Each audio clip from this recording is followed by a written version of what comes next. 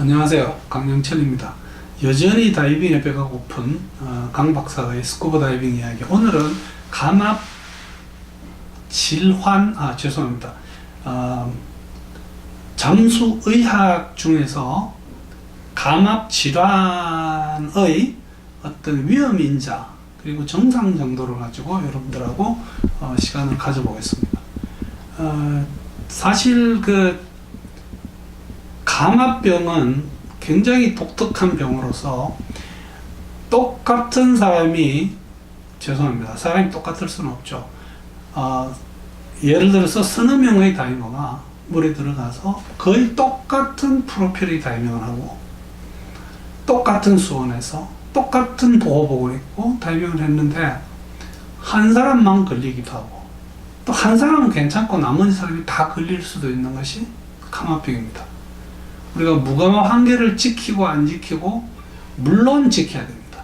지키면 감압병이 훨씬 줄어듭니다. 그러나 지켰다고 해서 꼭 걸리는 건 아닙니다. 그래서 여러 가지 감압병을 일으킬 수 있는 요인이 다양하게 있습니다. 이것을 저희들이 다이빙을 시작하기 전에 다이빙을 하다가 혹은 다이버 개인이나 다이빙 마친 다음에 어떤 이런 위험 요소를 이해를 하시고 그 요소를 미리 제거를 해 주신다면 우리가 감압병의 위험에서 자유로워질 수 있지 않을까 이렇게 생각을 합니다.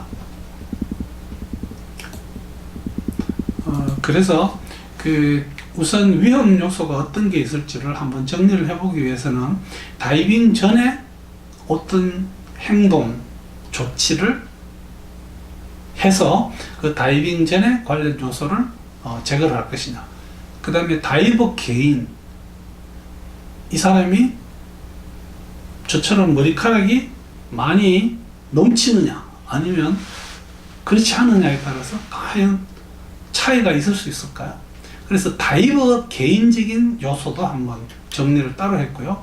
다이빙 이후에 다이빙 행위 자체에서는 또 어떤 위험 요소가 있는지, 다이빙을 끝나고 나서는 또 어떤 거 있는지를 한번 정리를 해봤습니다. 그 중에 다이빙 이전에 어떤 것들이 감압병을 잘 일으킬 수 있는 요소가 되는지를 한번 보겠습니다. 그래서 다이빙 이전에 저희들이 일반 다이빙에 비해서 고도 다이빙을 하는 경우, 잘 아시다시피 고도 다이빙이라는 것은 고도 300m가 넘는 지역에서 저희들이 호수, 강, 백두산 이런 다이빙을 할 때 일반 압력 일기압 수면에서부터 하강학을 시작하는 그거하고는 조금 다른 위험 요소를 지니게 됩니다. 이것은 나중에 고도 다이빙에 대해서 설명할 때 조금 더 상세하게 할 수 있었으면 합니다. 비행기를 고도 높이 타고 장시간을 날고 내려와서 바로 다이빙을 하는 것도 감압병을 일으킬 수 있는 요인이 될 수 있습니다. 파일럿들이 경험하는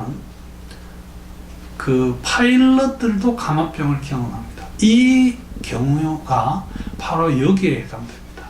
그래서 보면 지금은 제가 이런 이야기를 거의 못 듣습니다만 거의 한 20년, 15년 전에 이 동남아에도 헬리 다이빙이라는 게 성행을 한 적이 있습니다. 물론 돈 짓이죠. 저는 당시에는 돈 지랄한다고 했습니다만 실례했습니다.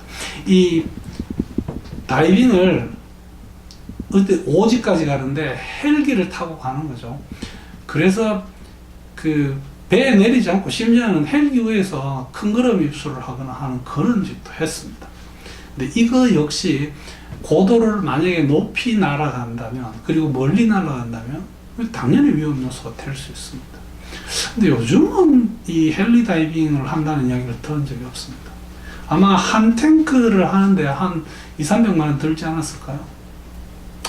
감기 상태이면 당연히 감압 질환에 노출이 됩니다. 술을 많이 먹으면, 우리가 취해 있는 상태에서 다이빙을 하면 믿거나 말거나 고압 환경에서는 그 술의 기운이 더 올라가는 걸로 되어 있습니다. 그래서 마취, 질소 마취 혹은 가스 마취에 대한 감이 떨어진다고 할까요?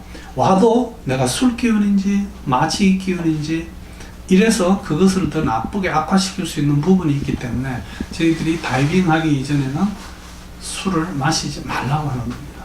물론 다이빙 중간에 혹은 다이빙과 다이빙 사이에 마시는 술은 또 다른 의미가 있습니다. 그러나 보통 이 음주 상태라고 하면 어느 정도 술이 취해 있는 경우를 이야기합니다. 그래서 이런 것들은 다이빙 전에 저희들이 얼마든지 피할 수 있는 것들입니다. 고도 다이빙 한다면 가서 충분히 기다려서 하면 됩니다.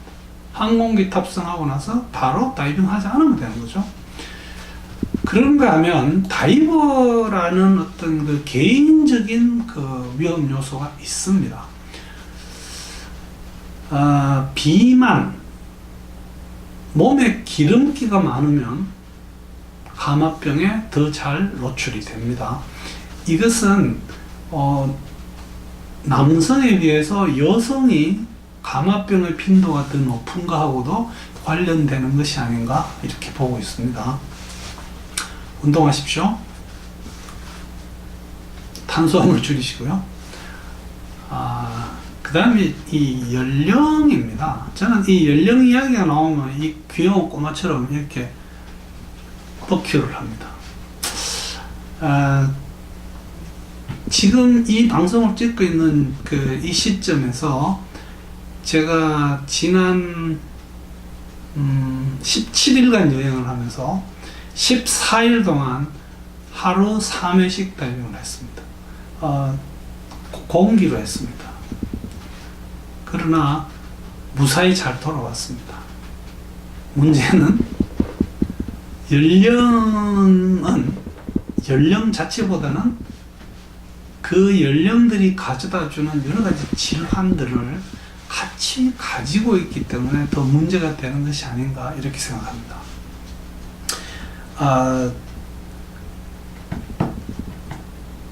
45세가 넘은 분들이 이런저런 문제가 있으면 다이빙 등록을 할 때 체크를 하는 어떤 그런 칸들이 많아집니다. 그러나 제가 봐서 연령은 절대 금기는 아닙니다.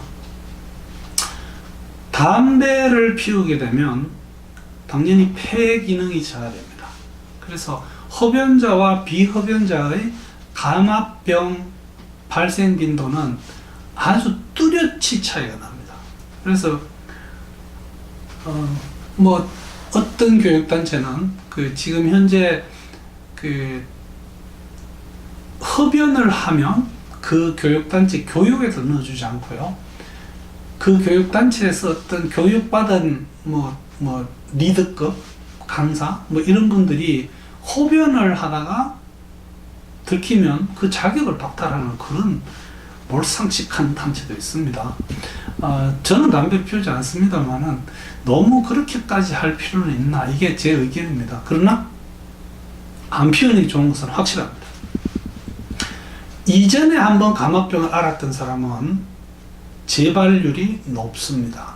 예를 들어서 한국에 있는 어떤 챔버 시설에 처음 오는 환자가 당연히 초진 환자겠지만 그분들이 다음에 또다시 챔버 치료를 받으러 오는 경우가 굉장히 많습니다. 그래서 흔히들 감압병은 한 번 걸린 사람이 더 잘 걸리는 게 아닌가 이렇게들 이야기를 합니다. 그러나 감압병에 걸릴 위험 요소를 안고 있는 사람이 또다시 다이빙을 한다면 당연히 감압병에 다시 걸릴 수 있는 거죠. 몸에 저는 아마 이 유튜브 방송을 하면서 제일 많이 하는 말 중에 하나가 물 마셔라, 물 마십시오, 물 많이 마십시오. 항상 화장실이 그리워질 것 같은 느낌이 들 만큼 물을 많이 마십시오. 이렇게 강조를 하고 있습니다. 몸의 탈수가 감압병을 일으키는 것은 그건 당연합니다.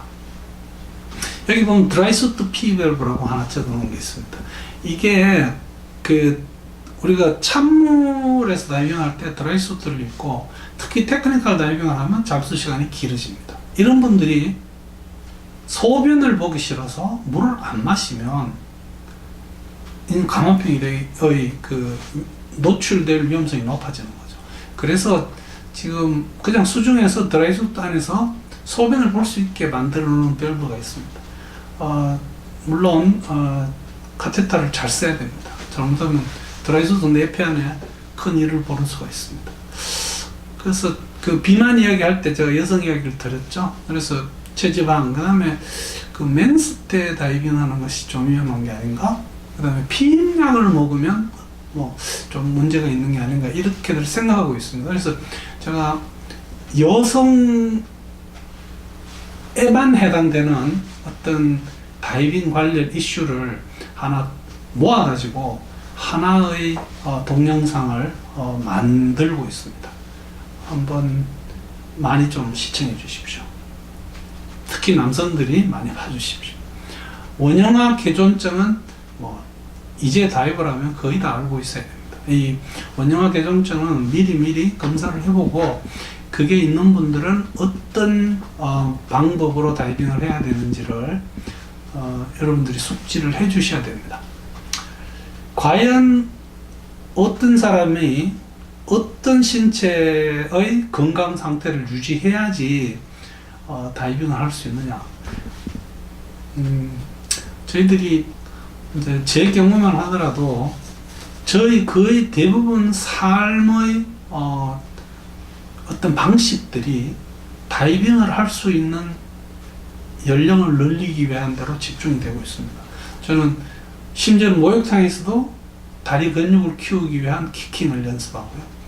그 다음에 헬스장에서 계속 그 어떤 내 몸의 근육을 유지를 하기 위해서 그 모든 이유들이 저에게는 이게 다이빙을 위한 걸로 집중이 됩니다. 그 유튜브에서 찾아보시면 스쿠버 다이빙을 위한 헬스 부분이 나와요. 어떤 근육을 키우기 위해서 어떤 헬스를 하라, 이런 내용도 유튜브에 있습니다. 이 정도가 다이버 관련 조서였고요. 그 다음에 다이빙 할 때는 과연 또 어떤 것을 조심해야 될 것인가. 수심이 깊어지면 당연히 녹아 들어가는 질소의 양이 많아질 겁니다. 그래서 우리가 레크레이션 다이빙에서 권장 최대 수심은 4기압, 즉 30m로 되어 있죠. 그러나 허용되는 최대 수심은 40m로 되어 있습니다. 물론 깊이 들어갈수록 무감 환기 시간이 아주 빨리 급속도로 줄어듭니다. 간혹 테이블에 보면 42m까지 나와 있는 테이블은 있습니다. 근데 그것은 정말 어쩔 수 없는 어떤 그 응급 상황에서 그거를 참조하기 위한 거지, 40m가 넘어가는 다이빙, 또 이런 그 테이블도 있습니다. 40이라는 숫자 자체를 없애고 39까지만 해놓은 것도 저는 봤습니다. 어쨌든 수심은 그 감압병과 거의 그 밀접한 그런 관계가 있죠. 그 다음에 반복 재잠수를 하루에 여러 번 할 때 이 다이빙과 다이빙 사이에 충분한 휴식을 취해야 됩니다. 그래서 지금 현재 다이빙계에서, 특히 레크레이션 다이빙계에서 권장하는 최소 수면 휴식 시간이 60분이죠. 이것도 사실은 잘 지키지 않는 경우들을 흔히 봅니다. 저희 가족도 그렇습니다. 한 50분 넘어가면 그때부터 이 물에 못 들어가서 안달이 나는 이런 분들이 있습니다. 만약에 하루에 4번의 다이빙을 하는 어떤 리버보드 같은 경우요, 또한 그 어그레서 같은 이런 그 리버보드는 하루에 5회 다이빙을 제공을 합니다. 이렇게 되면 반드시 나이트록스를 쓰는 게 좋고요. 첫 다이빙을 아침에 일찍 아침 식사 이전에 하고 그 다음에 야간 다이빙까지를 해서 오해를 채우는 경우도 있습니다. 그러나 다이빙은 그렇게 욕심을 내서 되는 문제는 아닙니다. 나이트록스에 대해서는 제가 비록 SNS에서 나이트록스를 썼다가 좀 꾸지람을 들은 적이 있습니다만 나이트록스는 다이빙이 굉장히 중요합니다. 반드시 거기에 대한 어떤 별도의 토의 시간을 갖겠습니다. 다이빙을 하다가 이렇게 계속 함다이빙에서 어떤 이유든지 간에 이렇게 상승과 하강을 계속 반복하면 요요 다이빙이라든지 이런 경우는 감압병하고 밀접한 연관이 있습니다. 그 다음에 다이빙 하면서 굉장히 힘든 작업을 하는 경우요. 무거운 우리가 예를 들어서 뭐 세월호를 인양하기 위해서는 굉장히 무거운 어떤 쇠사슬 같은 거를 설치를 해야 될 거예요. 비록 저희들이 그 부양기구 같은 걸 쓰겠지만 너무 힘든 작업을 수중에서 오래 하면 작업한 그 많이 쓴 관절에 감압병이 잘 옵니다. 물이 찰 때도 일반 따뜻한 물, 열대지방의 28, 9도보다는 한국의 12도, 10도, 뭐 심지어 제가 저는 2도를 본 기억이 있습니다. 이런 찬물에서는 혈액순환에 문제가 생기면서 내가 추위를 느낀다면 감압병의 위험성이 높아집니다. 그래서 우리가 컴퓨터나 테이블에 나와 있는 그 어떤 무감압 한계 시간을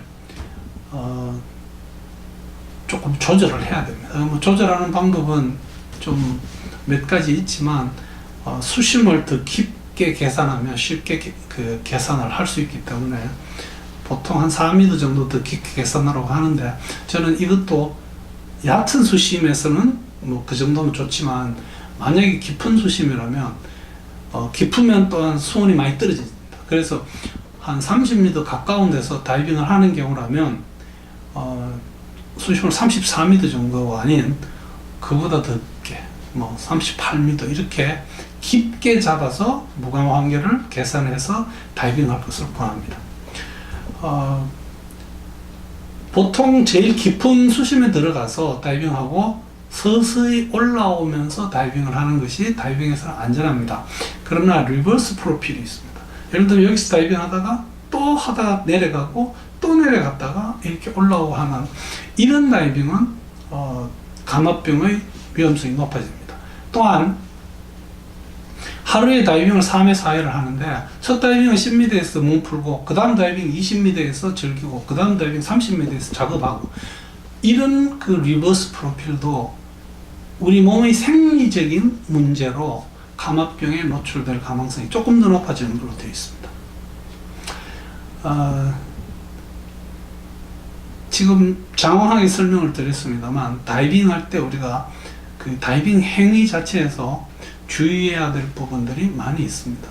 다들 많이 잘 지키기 때문에 크게 문제가 되지는 않습니다만 문제를 일으켜서 전화통화나 혹은 카톡으로 긴 대화를 나누다 보면 제가 이 부분을 잘못했군요 라고 하시는 분들이 상당히 많습니다. 다이빙이 끝났습니다. 그렇다면 이제 다이빙 끝나고 나서 우리가 어떤 행위를 하면 감압병의 위험성이 높아질까요? 비행기를 타는 거죠. 그래서 그 항공기 탑승은 그 권장사항은 뭐 이미 아마 제가 설명을 드렸으리라고 생각합니다만 그 댄이 제시하는 어떤 항공기 탑승 지침을 잘 따라 주셔야 되고 사실은 그것은 거기 나와 있는 모든 수치들은 최소한입니다. 그거보다 길게 죄송합니다. 그거보다 길게 씌워주는 것이 좋겠습니다. 그 다음에는 다이빙 끝나고 나서 너무 심한 운동을 하지 않는 것이 좋습니다. 어떤 분은 제주도에서 전화가 와서 방금 오전에 다이빙 2번 했는데 오후에 한라산 등산을 해도 괜찮겠느냐는 것을 질문하신 분이 계십니다. 제 대답은 참 부럽습니다. 그럴 수 있다는 것이. 그러나 그 한라산이 꽤 높습니다. 고도도 고도지만 너무 무리한 어떤 몸에 그 운동을 가하게 되면 아무래도 감압병의 위험성이 높아지겠습니다. 뜨거운 물에서 탕 속에 들어가는 것은 저는 반대합니다. 저희들이 그 목욕탕에 가보면 아주 뜨거운 물은 45도에서 약 43도 이렇게 뜨겁습니다. 그 안에 들어가 있으면 혈관이 확장되고요. 혈관 속에 들어있는 만약 기포가 있다면 그놈들도 분명히 확장될 겁니다. 그런데 미지근한 물로 저희들이 편안한 수온으로 샤워하는 것 정도까지는 저는 문제가 된다고 보지 않습니다. 그래서 지금까지 제가 이 감압병을 잘 일으킬 수 있는 위험 요인들을 다이빙 전, 다이버 개인의 어떤 문제, 그 다음에 다이빙 하는 동안 어떤 요소들이 있고, 다이빙 끝나고 나서 하는 어떤 행위들 중에서 감압병을 잘 일으킬 수 있는 것이 어떤 게 있는가를 말씀드렸습니다. 그래서 다음 시간에는 감압병, 감압질환의 정상 징후 같은 걸 모아서 한번 준비를 해 보겠습니다. 감사합니다.